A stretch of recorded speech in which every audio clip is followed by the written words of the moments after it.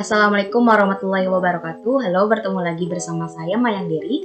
Pada kesempatan kali ini saya akan mereview dan menganalisis artikel secara kritis, yaitu yang berjudul Pengaruh Elemen Fraud Diamond dalam Mendeteksi Kecurangan Laporan Keuangan, yang disusun oleh Bapak Ari Sandi beserta Gabriel Lucky Dinda Tarapa. Nah, yang pertama, apakah yang menjadi motivasi atau isu, research gap atau fenomena yang sering terjadi sehingga memicu penelitian ini dilakukan? Motivasi atau isu penelitian karena banyak terjadi kecurangan pada laporan keuangan. Laporan keuangan dapat menjadi suatu instrumen yang sangat penting dalam operasional sebuah entitas. Karena dari laporan keuangan dapat tercermin kondisi finansial tersebut. Kecurangan akan selalu terjadi jika tidak ada pencegahan dan pendeteksian. Salah satu penyebab kecurangan yaitu adanya kelemahan pada pengendalian internalnya. Selanjutnya ada research gap-nya, yaitu kondisi yang sangat memungkinkan untuk melakukan sesuatu kejahatan disebut dengan sebuah kesempatan atau opportunity. Menurut Shelton pada tahun 2014 menyatakan kesempatan sebagai metode kejahatan yang dilakukan seperti beban keuangan. Kesempatan terjadi karena lemahnya pengendalian internal perusahaan, kurangnya pengawasan, dan penyalahgunaan terhadap wewenang. Dan juga menurut fenomena yaitu rasionalisasi sering dianggap sebagai sikap yang memperbolehkan seseorang melakukan kecurangan dan menganggap tindakannya tersebut tidaklah salah. Mereka yang terlibat dalam penipuan laporan keuangan mampu merasionalisasi tindakan penipuan secara konsisten dengan kode etik mereka. Dan juga ada kritiknya, yaitu menurut saya sebagai review, tidak ada kritik untuk poin ini. Penulis sudah cukup menjelaskan motivasi atau isu penelitiannya, research gap, dan fenomena dengan baik.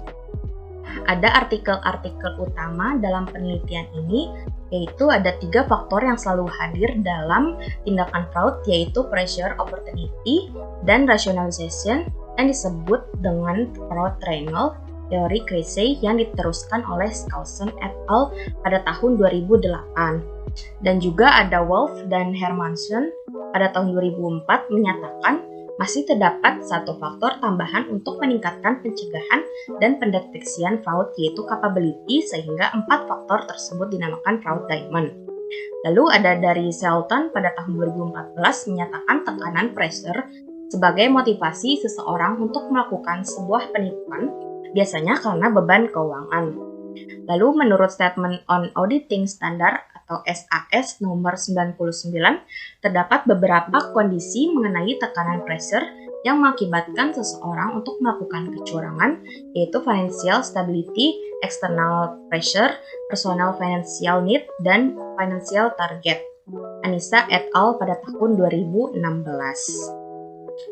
Lalu ada penelitian dilakukan oleh Rengganis, Sari, Budiasih, Wirajaya, dan Suprapto di tahun 2019 yang menunjukkan bahwa financial stability tidak memiliki pengaruh terhadap financial statement fraud. Lalu ada variabel external pressure yang diteliti oleh Indarto dan Gozali di tahun 2016 menyatakan bahwa memiliki pengaruh positif terhadap fraudulent financial reporting. Lalu ada variabel nature of industry yang diteliti oleh Inayanti dan Sukirman di tahun 2016 berpengaruh positif terhadap fraudulent financial reporting. Lalu ada dari Yesiarini dan Rahayu di tahun 2016 menyatakan bahwa nature of industry tidak berpengaruh terhadap financial statement fraud. Lalu ada variabel effective monitoring yang diteliti Agustina dan Pratomo di tahun 2019 memiliki pengaruh positif signifikan terhadap kecurangan laporan keuangan. Lalu yang terakhir ada hasil penelitian Ulfah, Braini, dan Wijaya di tahun 2017 menunjukkan ineffective monitoring tidak berpengaruh terhadap fraudulent financial reporting. Kritiknya yaitu tidak ada kritik di poin ini, penulis sudah cukup menjelaskan artikel-artikel yang menjadi referensi dalam penelitian ini. Selanjutnya, yang menjadi kebaruan atau novelty dari penelitian ini yaitu adanya sebuah kesempatan atau opportunity sebagai kejahatan yang bisa dilakukan seperti beban keluarga. Kesempatan terjadi karena lemahnya pengendalian internal perusahaan, kurangnya pengawasan, dan penyalahgunaan terhadap wewenang. Rasionalisasi dianggap sebagai sikap yang memperbolehkan seseorang melakukan kecurangan dan menganggap tindakannya tersebut tidaklah salah. Mereka yang melibatkan dalam penipuan laporan keuangan, kemampuan dapat dikatakan sebagai upaya seseorang dalam melakukan tindakan kecurangan demi tercapainya tujuan tertentu. Kritiknya, penelitian ini tidak menjelaskan secara jelas novelty penelitiannya pada bagian abstraksi ataupun pengantar penelitian. Novelty tersirat secara implisit di bagian kesimpulan penelitian ini. Lalu ada research question atau perumusan masalah dari penelitian ini. Yang pertama ada apakah stabilitas keuangan, financial stability, berpengaruh terhadap kecurangan laporan keuangan. Yang kedua ada apakah tekanan eksternal berpengaruh terhadap kecurangan laporan keuangan. Yang ketiga ada apakah target keuangan berpengaruh terhadap kecurangan laporan keuangan. Yang keempat ada apakah kondisi industri berpengaruh terhadap kecurangan laporan keuangan. Yang kelima ada apakah ineffective monitoring berpengaruh terhadap kecurangan laporan keuangan. Lalu ada apakah opini audit berpengaruh terhadap kecurangan laporan keuangan. Lalu yang terakhir ada apakah pergantian direksi berpengaruh terhadap kecurangan laporan keuangan. Kritiknya, peneliti menjelaskan perumusan masalah dengan baik. Perumusan masalah hanya implisit karena perumusan masalah jelaskan pada bagian latar belakang penelitian. Selanjutnya, ada tujuan penelitian ini, yaitu untuk mengetahui pengaruh stabilitas keuangan atau financial stability terhadap kecurangan laporan. Yang kedua ada untuk mengetahui pengaruh tekanan eksternal atau external pressure terhadap kecurangan laporan keuangan. Lalu ada tujuan yang ketiga yaitu untuk mengetahui target keuangan terhadap kecurangan laporan keuangan. Lalu ada untuk mengetahui kondisi industri, nature of industry terhadap kecurangan laporan keuangan. Lalu ada untuk mengetahui effective monitoring terhadap kecurangan laporan keuangan. Lalu ada untuk mengetahui opini audit terhadap kecurangan laporan keuangan. Lalu yang terakhir ada untuk mengetahui pergantian direksi terhadap kecurangan laporan keuangan. Kritiknya, peneliti cukup jelas menjelaskan penelitian ini per poin sesuai dengan tujuan penelitian. Selanjutnya, apakah kontribusi dari penelitian ini? Yang pertama ada pada penelitian ini, peneliti fokus menjelaskan kecurangan pada laporan keuangan, cara mengatasi kecurangan, mendeteksi kecurangan pada laporan keuangan. Lalu ada peran fraud diamond ini menjadi langkah supaya manajer perusahaan dapat mengelola sumber daya manusia dengan baik. Kritiknya, peneliti hanya menjelaskan kontribusi secara general. Seharusnya kontribusi disampaikan lebih spesifik lagi pada stakeholder terkait kecurangan yang terjadi di perusahaan. Lalu ada apakah grand teori yang digunakan dalam penelitian ini? Grand teori yang digunakan dalam penelitian ini yaitu teori keagenan.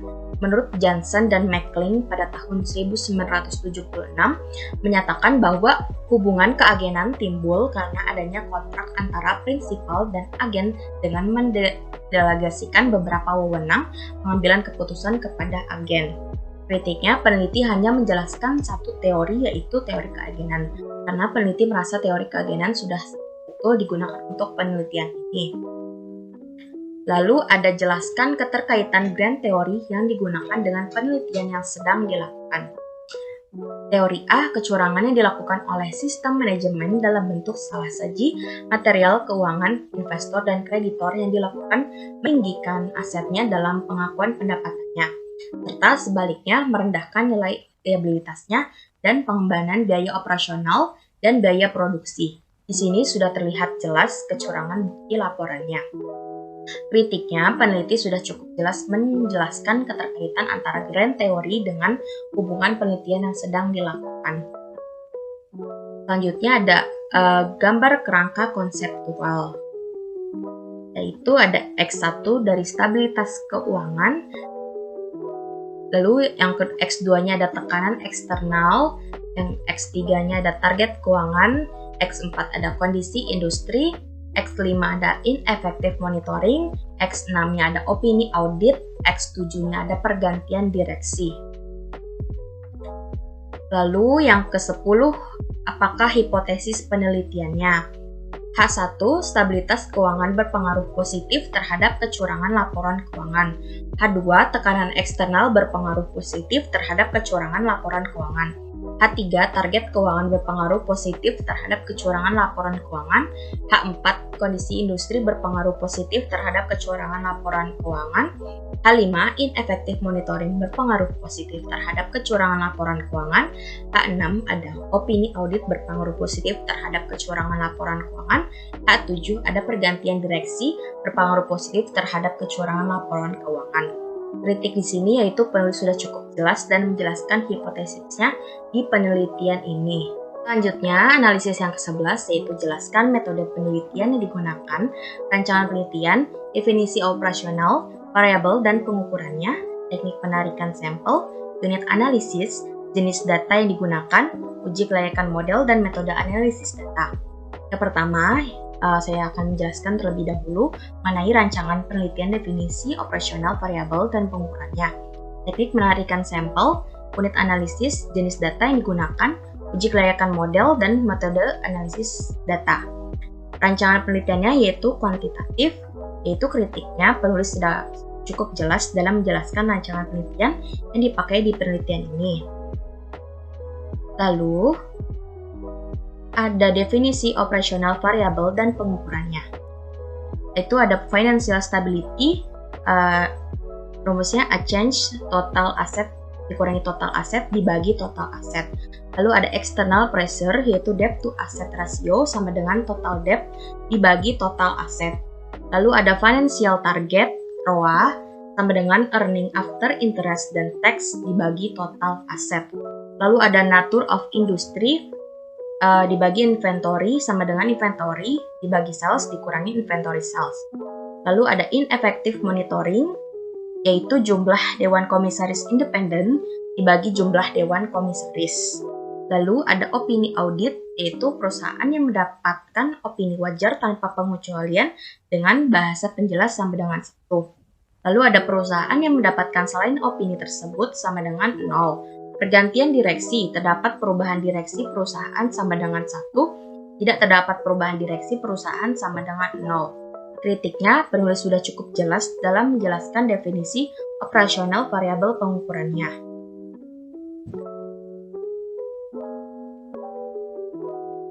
Lalu ada teknik penarikan sampel. Untuk teknik samplingnya menggunakan teknik purpose sampling, yaitu penelitian menggunakan 13 dari 117 perusahaan yang terdaftar di Bursa Efek Indonesia pada tahun 2016 sampai 2018. Jenis datanya primer dengan cara mengambil sendiri tanpa perantara.